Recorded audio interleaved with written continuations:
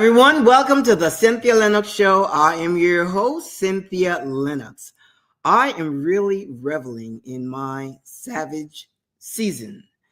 I already shared with you that you can name your season, whatever you want to name the chapter of your life that you are in. You're welcome to do that. Now, if you have not named your season, you're welcome to join me in this Savage season chapter of my life, of your life, this Savage season expression.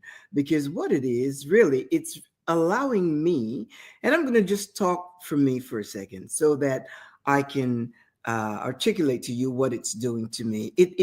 It's me giving myself permission to really augment my authenticity. And what that means is to continue not to dim my light and continue not to make excuses over anything. Magnify my nose. When I mean nose, expand my boundaries if I find it necessary to do that. And just really come into the fullness of who I am. This is not a period where I will be, where I chase anything or obsess over anything. I am not about to grind or hustle. Those days are over. Not even goals and things of that nature. I am positioning myself so that my goals and the things that I desire, I just want to magnetize my goals and watch them unfold in my presence in real time. Comes a place where you know that you know, and it's no longer I believe this or I am trying to manifest this. None of that. It's a place where you know that you belong. You know that you are deserving of the things that comes your way. The things that come your way, you are deserving of it. And what I find is that when you approach life, any situation with that mindset, the universe is not unbiased. The universe is not biased. It's unbiased. When you project that, it has no option but to deliver. And when I say universe, for those of you that have another concept of like people would say, I know there's something out there, some force, some call it source, creator, God, the greater one, universe, whatever it is that you define, whatever works for you, that's what you're going to use to regard that thing as. For me, it's the universe. And, I'm talking now about allowing my goals to magnetize my goals toward me, to bring the things in. It's like I think about the things and they just come in. I don't know how or when or none of that, because that doesn't concern me. I just know that it's going to happen. And we had an experience over the weekend, my husband and I. we our kitchen floor, we are planning to do some not remodeling, but to change our kitchen floors. About 5 years ago, we bought some floors. We bought some new floors for the kitchen, and we went to this particular store, and we selected the wood type, and very nice. Looked very nice and so forth. So we had them install it. This is 5 years ago. And a few months ago, my husband noticed that it's kind of buckling, like some of the panels, the planks, I guess you call it planks panel, are buckling. And so we just kind of kept an eye on it. And, my husband is not one that he doesn't wait for stuff to get bad. He addresses it right away and fixes things before they break down. So he said the other day, we need to go and we need to replace these floors. So we went to the store. And we thought we would just go in, select the new floors that we want, and do the transaction and have them come out and replace it. So we go to the store and we selected the floor, and nice tile and so forth, porcelain tile. And so we got the salesperson and we said, we want to buy this tile for our kitchen and so forth. And we said, we bought tiles here, not tiles, but we bought flooring here 5 years ago, and here we are replacing it. And she said, 5 years ago? She said, we said, yes. She said, well, that should be under warranty. And my friend, we did not even think of that. We did not even consider or even thought that there would be warranty on the floors at all. So she looked up the file and whatever, and she found everything. And she says, yeah, here you are, 2020. 2020, yeah, is when you replace these. And so she said, no. She said, you need to file a claim. This should be under warranty. Go to customer service. So we go to customer service, and everybody was so nice, gave the information, filed a claim, and then I get a call during the week from the, I guess you call that person an adjuster. I don't know. She's the one that manages the claims for the flooring and things, whatever. So she calls during the week, and she wanted to know how many planks were buckling and so forth. So I didn't even entertain that. I said, let me make this clear. We're not about to replace planks or, panels of tile. We are not about to do that. We are replacing the entire floor because it may be this part right now, but then down the road, you have another area that's buckling, and we're not going to go through that. So whatever it is the manufacturer is going to do, because in our minds now, we are thinking it was a defective product. That's what we put in our minds. And I said, so let it be known to the manufacturer that we are replacing the entire floor, that the entire floor needs to be replaced. So she calls me back after, I guess, a couple of days. She spoke with the manufacturer and said that, okay, they're going to replace the whole floor. And she said, but it has to be from this same manufacturer within the selection of this manufacturer. We were okay with that because it's a huge manufacturer, and they have different types of not only wooden floors, which is what we weren't going to choose anymore, but porcelain, tile, and stuff like that. So, and then she said, they will replace the whole floor, the whole kitchen floor, but the installation is not under warranty because that was only 2 years. And I said, we need to have some clarity on this. And I said, we bought the floors, we bought the tiles, we couldn't have it installed, we couldn't have it without the installation. So we bought all of that from you. And if the panels, if the flooring, the product was defective, then we really wouldn't want to escalate this, and we would want you to make a decision to include installation and everything. The point is, they're going to replace the whole floor, the whole flooring with, they're going to do everything, send out the person to do the measurement, and they're going to do everything, installation and all. Now, we went there with the thought to, we were going to be out, a few $1,000s to replace the floors, because of course we were going to choose something, a little more, higher grade or something else. We didn't want to know what we had. And here we are, it's like money into your pocket. Why? Because first of all, if we didn't get that salesperson that told us, if we had gotten someone else that just took our order and started to didn't pay attention to what we said, that we had it done 5 years ago. If we got someone who didn't care about that, we would have been out a few $1,000s.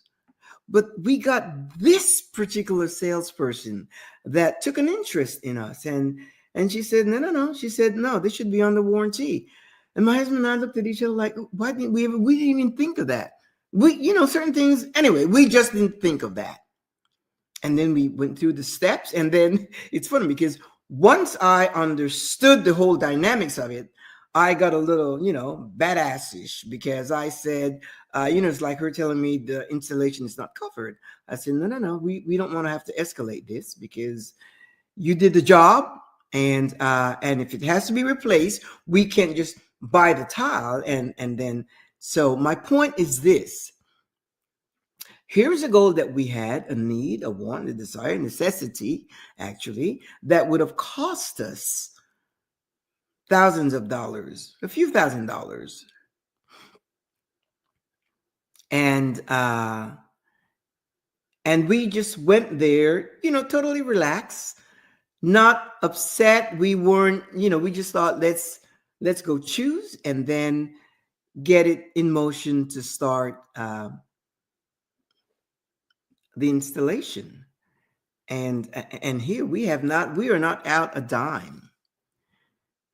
We're going to be out inconvenience, but that's okay. We're trying to get it done like quickly before before the holidays and so forth. But you see, so when I talk about magnetizing, your goals and the things that you want, the things that you desire, um, it will come. It will come. And we weren't saying, "Oh, universe, make this happen, make this happen." No, we weren't prepared to pay.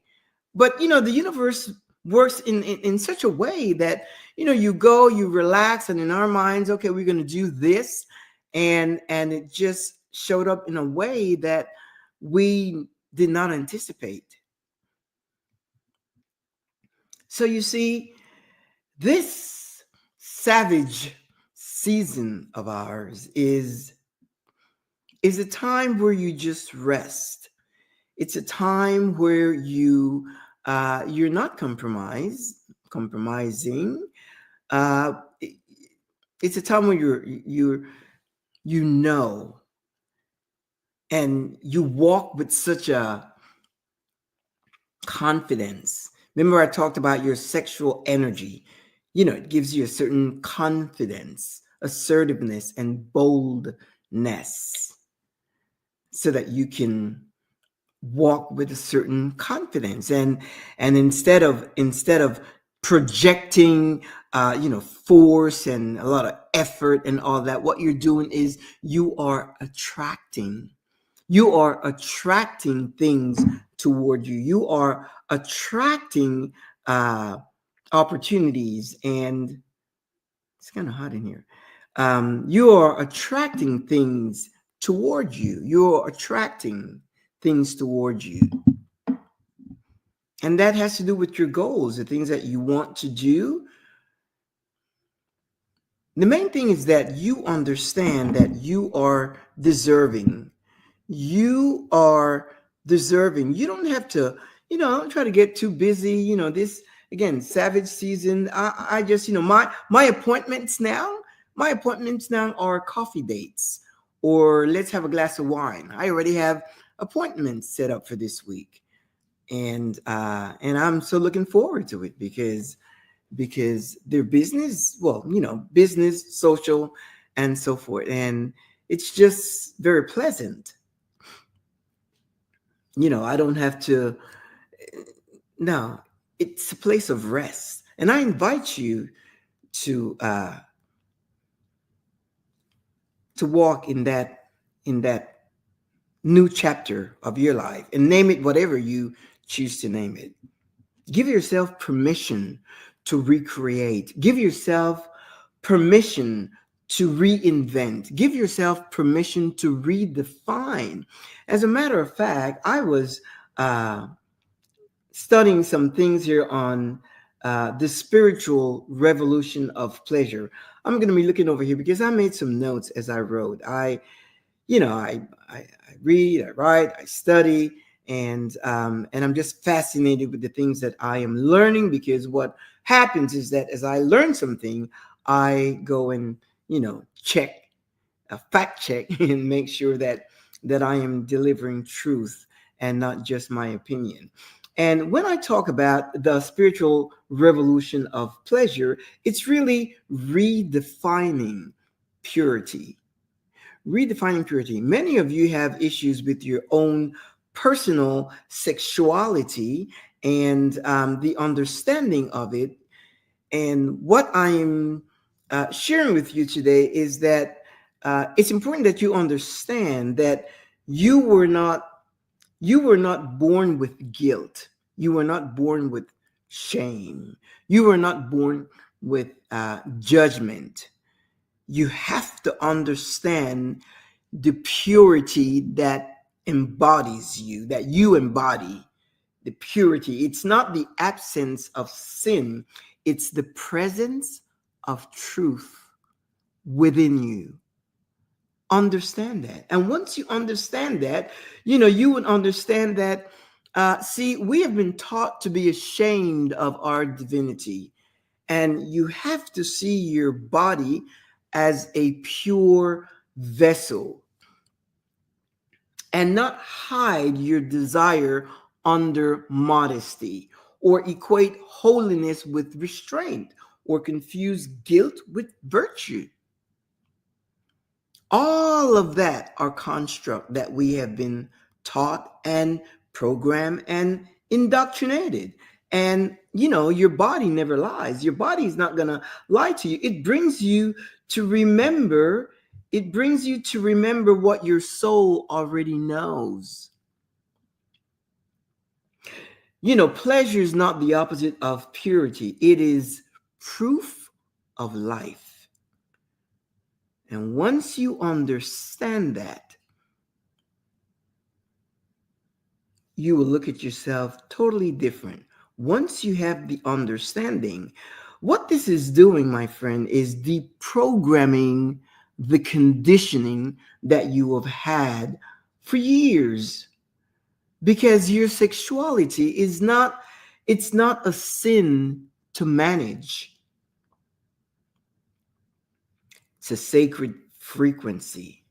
The current, divine current that flows through you to awaken creation itself. It allows you to feel deeply, desire fully, and express freely. Spiritual power in motion. And it's not rebellion, it's reclaiming what's already yours. It is reclaiming what is already yours. Understand this. We are redefining purity, not as abstinence, but as alignment. Once you are aligned with yourself and know that your the desires and the feel good, the pleasure that you feel in your body, it's not wrong, it's not dirty, it's not bad, but it's pure. It's divine current flowing through you. Your body is not lying to you. It is the truth of who you are. And once you understand that, then you can embrace the truth of you and your sexuality and get rid of the conditioning, because that's what's happened. We have been so programmed and conditioned that it's taken us out of alignment. And what happens is that we have to get into a place of alignment, because when you are in alignment with who you are, things begin to flow. Things begin to flow in your life. Why? Because you are rightly aligned. If you're not aligned, then you're like over there and scatter and you have to remember this and perform this way, and you cannot be authentic. Why? Because you are walking in shame, in guilt, in judgment, in all of that. And you were not created. It's interesting. It's important that you were not created to suffer. Suffering happens because of lack of knowledge, certain things we don't know, and people are destroyed because they don't know, lack of knowledge. You were not created to suffer. You were not created to have lack. You were not created for pain. You were not created for any of that. Yeah, life happens, but in your mind, if you because you have the ability to reprogram your thinking. you have the ability to reprogram, because remember, when you were born, you were like free as a bird. You didn't have anything on the chip, your computer chip, and everything that's in there now, um, everything that's in there now uh, has been programmed, conditioned, indoctrinated.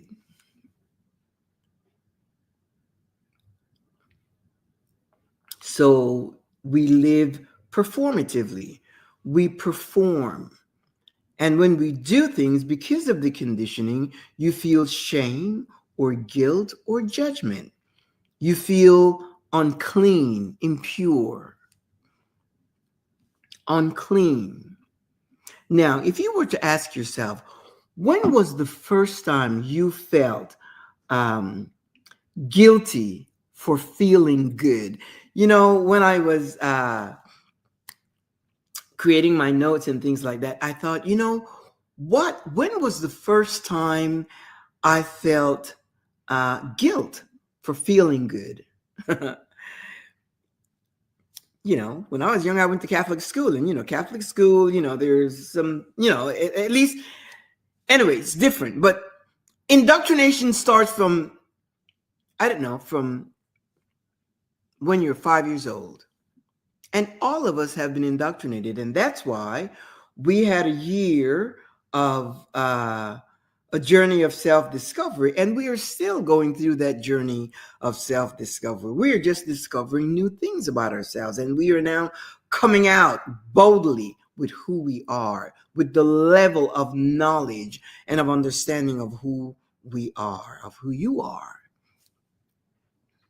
And we're shedding all the old cloak. If you don't shed the old, there's no room for the new. But when you shed, it's like when you shed your skin, when you shed anything, new skin emerges.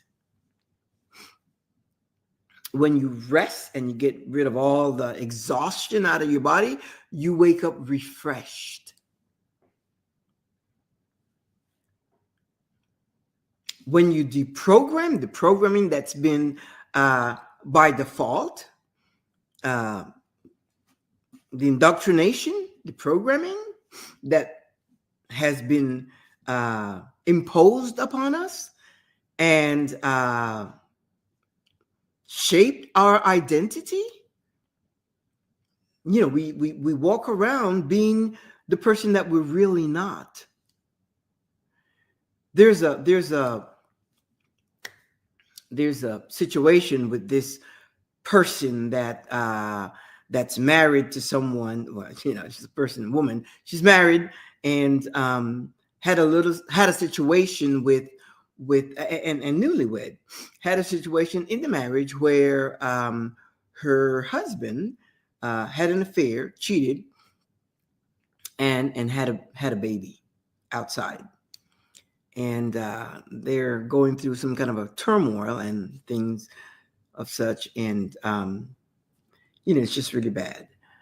And this person is always saying, she's always saying, well, they were separated, her and her husband, and he wants to come back. And she took him back. And all she can think about, all she says is, I have to submit because the Bible said I have to submit. And she is so angry. She have these outbursts and these spurts. A lot of things triggers her because she's hurt. She's got pain, emotional pain, because of that sort of betrayal. You have a baby on the outside, that baby's there to stay. And she has to deal with that. I think she's, pretty interesting that she took him back because she did. Even though, according to her doctrine, infidelity, she could have divorced him, but she chose not to. She chose to stay. And everything, every time she wants to do something, she says, I must submit. the Bible says I have to submit. I have to submit. And I watched that situation and I said, wow, that's really interesting because this person is really angry. They are so angry. They are so angry in that relationship. It's really interesting because I was thinking about relationships recently, and when people that have been married for a long time, like 30, 40, 50, 60 years, and everybody applaud and they think it's such a big deal and so forth, and we really praise longevity in a marriage. And I was thinking about that because I don't really applaud the longevity. What I would applaud is the quality of the relationship. Because one couple was married for and this is another situation, married for like 50 years, but come to find out, the husband has like five baby mama outside, but he's been with his wife for 50 years. That's reality. That is real life. And when I talk about authenticity, I am not referring to just, okay, so you have 50 years. 50 years of what? Of misery? Unhappiness? Lies? Deceit? Infidelity? That doesn't, we're in the 21st century, my friend. That does not constitute, well, I guess chronologically, or 50 years is 50 years. 50 years of what? Endurance? Enduring mistreatment? Think of that. And some of you may be going through that right now. And people do it for different reasons. I know in my personal life, I grew up, my mom is there's just no other mother like my mom. She is just a woman of virtue. My mom is just, sharp and wise, smart, intelligent, all of that.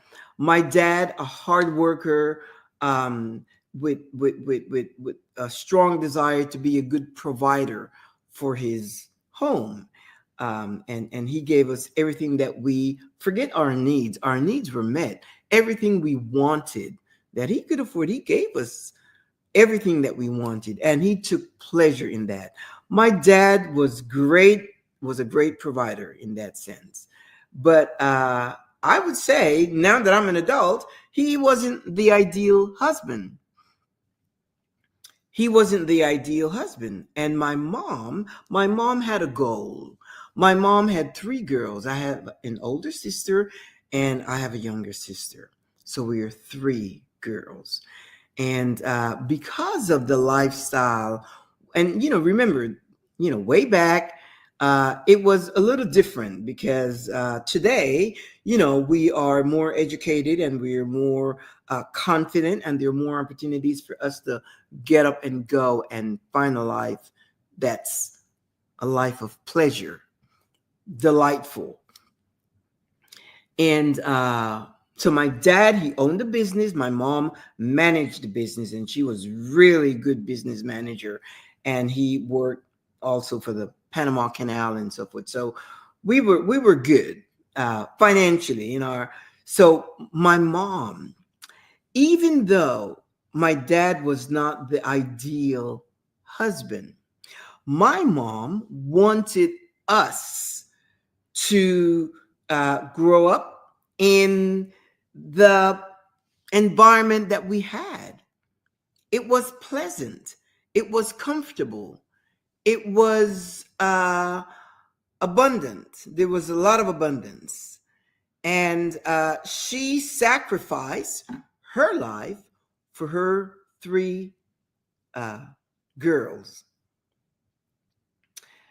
And then my older sister, they sent her to the US, and she became a nurse and so forth. They sent us here to further our education. We were in boarding school, and anyway, so we came afterwards later to go to college over here in the US.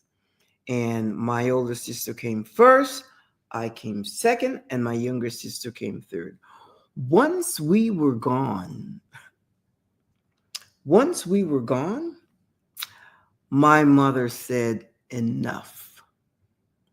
She said, enough. And through a series of events, unbeknownst to my dad, because, he was not always around, she arranged to leave the country. And he didn't find out till about a week later. And my mom said, enough, enough. And what was she saying? Enough of aguantar, put up with, aguantar, that's in Spanish. Enough putting up with this type of treatment. She had dignity, but she sacrificed that for us, her three girls. Why? Because she wanted us to grow in an environment that was comfortable. She didn't want to leave and then have to struggle as a single parent with, well, back then that was not even an option, because that's just not the way it goes. It went, at least in Latin America. So she stayed, she endured. That's why I adore my mom, because that's not something that I would even consider. That's not, kids. If I had 10 kids, I'll just haul all of them and just do whatever. But to go through that type of, mistreatment, no, or disrespect, actually. And after we, she, all three of us came up here to study, and she packed and she came to the US, took out some kind of certification as a baby nurse, not a real nurse, but like a baby aftercare for the baby. And she had clients that were, upscale, and they loved her. And she would, the young woman had the baby, and she would be set up in a room, and the baby, and take care of the baby and so forth. And she made a lot of money. My mom started going to cruises. She went on a cruise, and always going out to shows and to the casino and to a fashion show. She started to live. I wish she had met someone else, and whatever. But the point is, at that point, she wasn't even thinking about that. She was only thinking about being alive, coming alive, and living, and not having to be afraid or concerned or embarrassed because of the disrespect or any of that. She had to learn what it was to be free. And, I just wish, if I had my mom, then we would be talking about, authenticity and self-discovery and all of that. She was just happy to be free. She didn't have to ask permission. She didn't have to account for anyone. She got her own place to live, and paid her bills, because my mom was very good with money financially. Did paid her responsibility, and lived well, and she just had a life. As a matter of fact, when my husband and I was once going on a cruise, Caribbean cruise and whatever, and I just called her. I said, Mom, why don't you come with us? She said, sure. Listen, she bought her ticket and booked booked the her cabin on the ship, and she sailed with us. That was my first cruise, and I got a little dizzy. I didn't have that Dramamine thing, and that was our first cruise, and I got a little dizzy. And she and my husband, they went down there and had some fun in one of the night parties or whatever. I was so happy for my mom. Why? Because the latter part of her life, she became alive. She became alive and start living.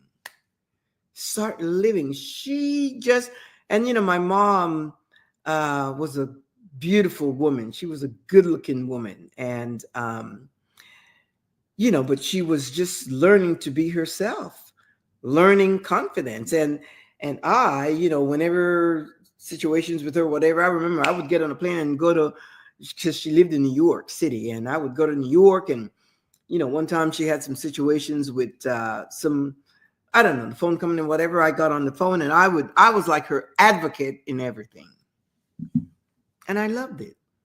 But the thing is, she recreated herself. She reinvented herself. Now, remember, that is like a way past generation. Today we're in the 21st century, and we have so much at our disposition. We have so much at our fingertips that we can get answers to everything in a matter of seconds. My mom didn't have that. And she was not even dependent on like financial provision from my dad. She's like, no, no, no. I'm gonna take care of myself. I'm telling you, my friend, I am so proud of my mom. And if you are going through a situation, regardless of what it is, know that you can just have a plan. And my mom just had a thing of being just smooth and quiet. She moved with quiet confidence. I don't know what they called it back then, but she would just, I remember one time I was, saying, Mom, you got to get this, you got to get, and she's like, no, no, no. She says, let me just know when it's time, because she wasn't one that she would like, run up a credit or anything like that. She would like, she wanted to do things cash, or at least, have the money to pay for it when, and her style was so good. I wish, I wish if my mom would have met someone else, and because she was pretty young at that time, and my mom was ageless, and but that didn't happen, and she was good with that. Well, I don't know, because we didn't have that conversation. She was just happy regardless, because she just picked up and she just went places. She had a lot of friends. I remember one time I said to her for her birthday, I said, Mom, pick a friend. I said, any friend. And we're sending you to the Bahamas, you and your friend. Pick any friend. And she picked this friend, and we sent her to Newport, I think, Bahamas, to the Bahamas, and for a week. And, we booked the room and all of that, and she went there, and she had her own spending money to go to the night shows and the casino and all that in the Bahamas, and she had a fantastic time. She was not afraid to move around. If my dad, when she was with my dad, she couldn't do that, because that whole generation, that whole mindset was totally different. She had to rewire her mind and come to the place where she understood her freedom. She had to learn her new freedom, and how to enjoy it. And when I share with you about uh, redefining yourself, your freedom, your sexuality, your purity, and know who you are, so that you can walk in that uh, authenticity, knowing who you are. That's your revolution, my friend. That is your revolution. The ability to feel, the ability to have desires, the ability to enjoy your own body, the ability to exist without shame or guilt or judgment. Imagine that you are existing without guilt or judgment or shame, and also without fear, because a lot of people are governed by fear. Fear. Healing your sexuality is not about becoming someone new. It's just going back. It's remembering to who you were originally to begin with, returning to who you are before, returning to your divine self before you were conditioned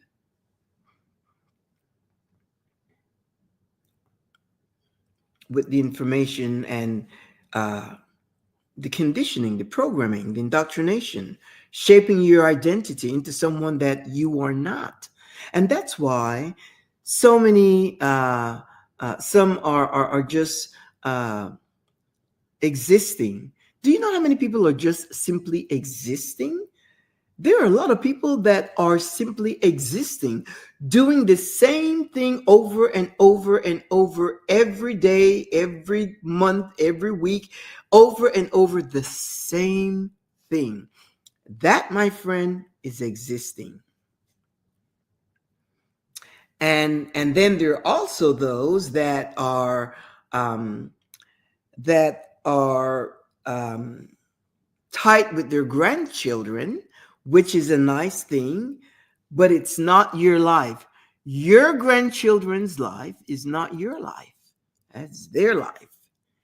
And it's going to come a point where they are going to be busy with their, smartphone and want to be with their friends. And I think I've shared this before. This person that I know, the her granddaughter, 16 years old. It was like a sweet 16 party, big sweet 16 party. And the father spent a lot of money to have this big, extravagant party. And the granddaughter, 16 years old, had all her friends there. And in reality, the granddaughter expressed or stated that she would prefer that the older folks leave. She wanted it to be just her and her friends. That's no matter of good or bad, right or wrong, true or false. It's simply the way it is. And it's not a bad thing. They just wanted to be expressive, and they didn't want the older folks there. Well, then the daddy said, absolutely not. I paid for this party and we will be there. The whole older generation. And they hung around. And then, of course, the music was totally different because you're talking about, I guess that would have been Gen Z. Gen Z, yeah. So it's about you. It is all about you redefining who you are, understanding yourself, your sexuality, your divine connection with source. Because you are it. It's not like out there. You are it, my friend. We are breaking the silence around sacred pleasure. We are making ourselves understand that it is our birthright. It is your birthright to embrace all of your divine purity and the sense of self and your desires and your understand the nature of who you are, free from guilt, free of fear, judgment, shame, because those are very powerful influences on our lives, especially those that grew up under strong indoctrination.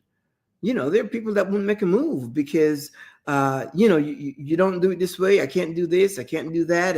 And this morning, my husband and I, we had this conversation, and he said you should be. He's so funny. He said you should be happy with me for eternity because I took you out of that situation. We just laugh about it, and I'm like, yeah, you're right, and I'm eternally happy because he said because if I did not wake up, or he was never asleep, he was just kind of like with me. He said if I did not decide, he didn't say wake up, if I did not decide I'm done with this, you would still be there. He said just like everyone else, the people and that's true. Now for my mom, that was a whole different thing. She wasn't under any kind of indoctrination because we didn't grow up like my mom was like spiritual.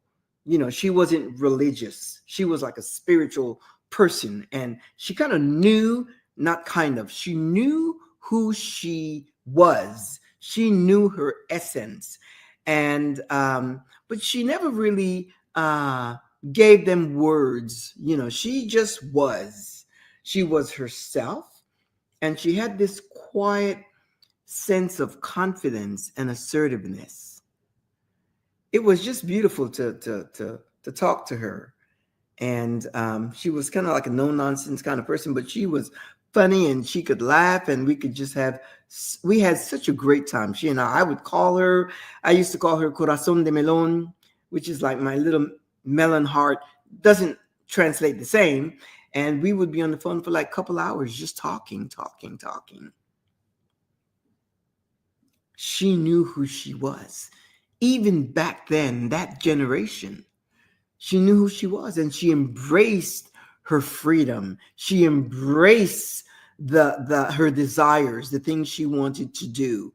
And when I say, I'm sending you to the Bahamas and whatever, she went, she had her money, and she could go to the casino because she enjoyed that. She would put a little $5 in them, whatever she did, and just have a good time. She just enjoyed that.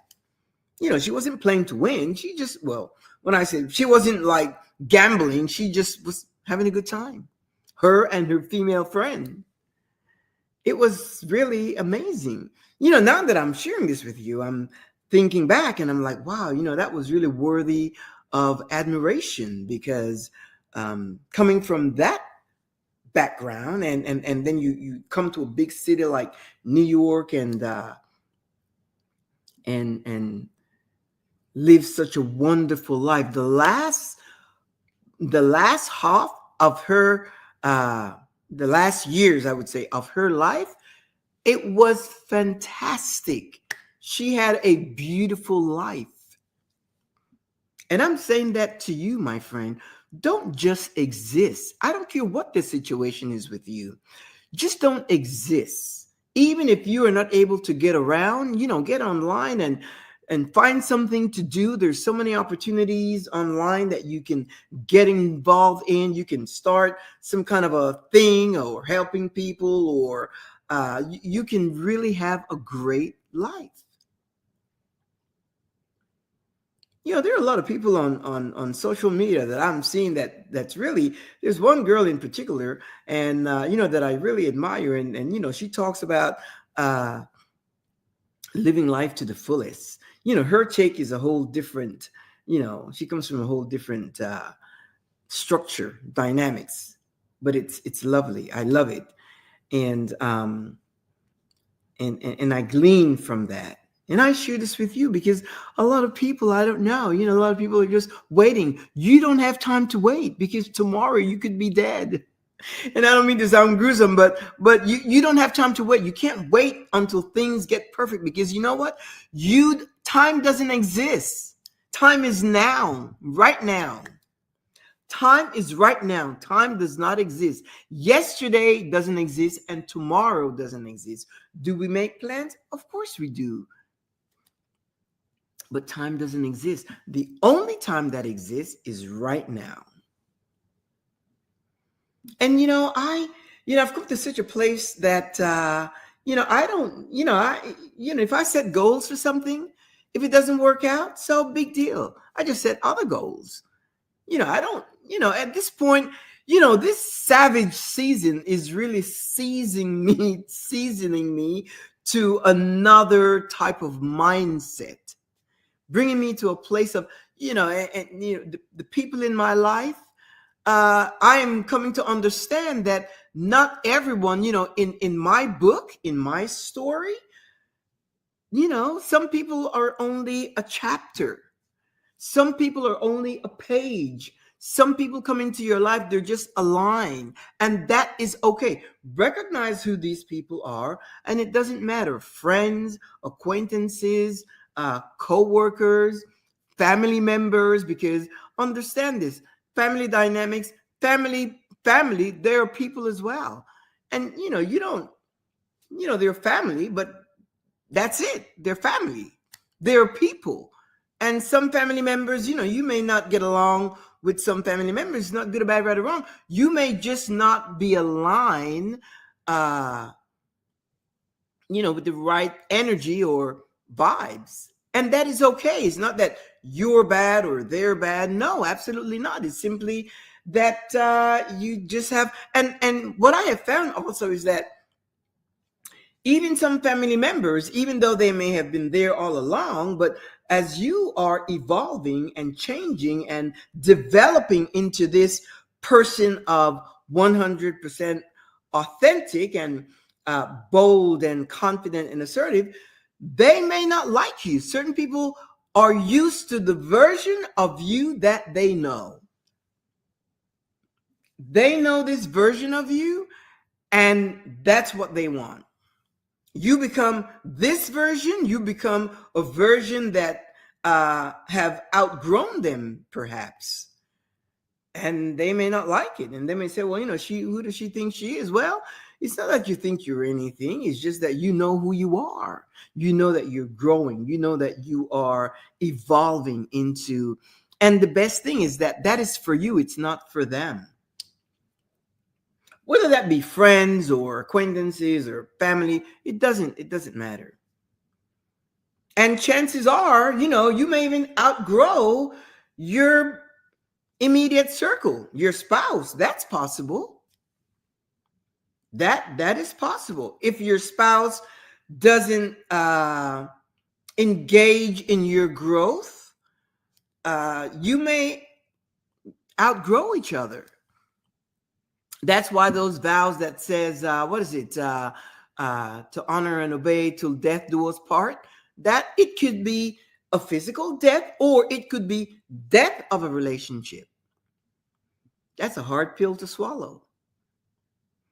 That's why I said a marriage that has longevity doesn't mean, to me, it doesn't mean a whole lot, simply because if there is no quality, if it has longevity, but if it's longevity, years of suffering, years of tolerating, years of disrespect and all that, then 50 years of marriage means absolutely nothing. For me, it's the quality of the relationship. If there's respect, then there's love. There is attention, there's affection, and there's fun together. There's adventure and spontaneity and joy and all of that. That's what we should all desire, or that's really what we all desire.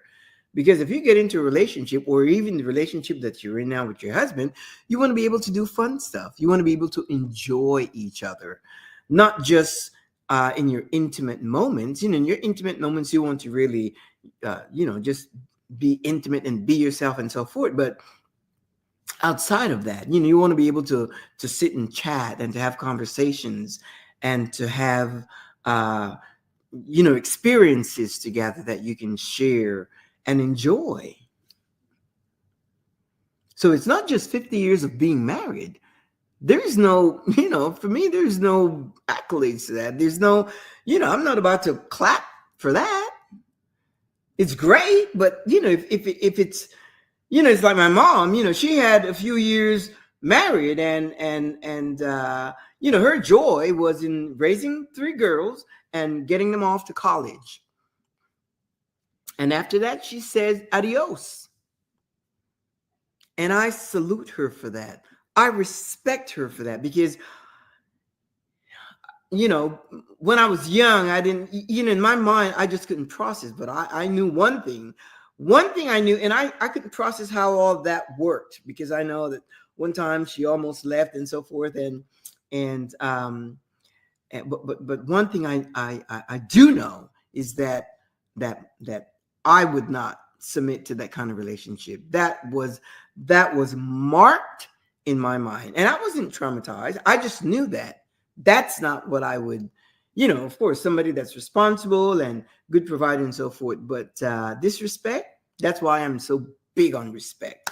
I don't care if you love me, respect comes through. Because when you respect someone, more than likely, there is love in that, but you can say, I love you, I love you. How many people, they get married, they love each other, and then, they on a lot, they kill the person, or on, so that's just my thing. Once you understand who you are, understand the purity uh, of who you are, and align it with the truth of you. Align it with the truth of you. And know that all of that is not, get rid of all the conditioning, get rid of all the indoctrination, get rid of all the programming, and you take your pen and redefine what it means to you. Redefine what it means to you. It takes boldness to do that, but I encourage you to do it, because really it's part of your evolution, and it's going back to who you are. And you will see, you are returning to your to your sacred self. Remember, shame is something that was taught, guilt was inherited, but pleasure, that was always pure. Pleasure was always pure. Since when was pleasure a bad thing? Any kind of pleasure. I know I've always said on my show, I've always shared that the purpose of life is pleasure. And some people don't relate to that. Well, I'm sharing it with you now. And pleasure is not about indulgence. It's about remembrance. It's about remembrance. Remembering that you are alive. That you are alive. This is your evolution. The revolution to your evolution. It reminds you that you are alive, because pleasure is what brings life, reminds you of life. It reminds you that you are alive. Reminds you that you are alive. My friend, as you can see or perceive, I am passionate about sharing this with you. And I know that many of you are really gleaning from the things that I share. And just know that who you are. You are the temple. You are the altar. And pleasure and your divine expression is pure. Redefine purity here. It's not abstinence, but as alignment, where your spirit, your body, and your truth finally make love to each other. They're not fighting against each other. They're not fighting against each other, your body and your spirit. You yield to your truth, and they make love to each other. I'm going to leave you with that so that you can sup on that. Every Thursday, we have a date right here, 2 p.m. Central Standard Time. And if you can't meet me here, you see the icons over here, Facebook, LinkedIn, and YouTube. You can pick up the show 24/7. I am also a life coach, and you can drop me an email to this email here, info@thecynthialinoxshow.com. And I do offer 30 minutes complimentary chat, just to make sure that we are aligned. Because once you hire me as a coach, your life is about to change. You're going to go through an evolution, because I will walk right beside you and support you and guide you in your evolution. Make the investment in yourself. You deserve it.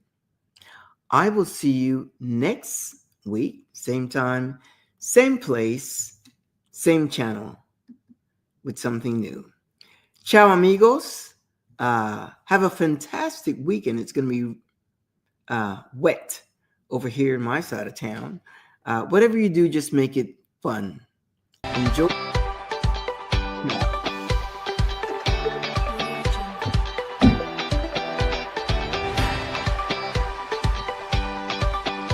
Thank you.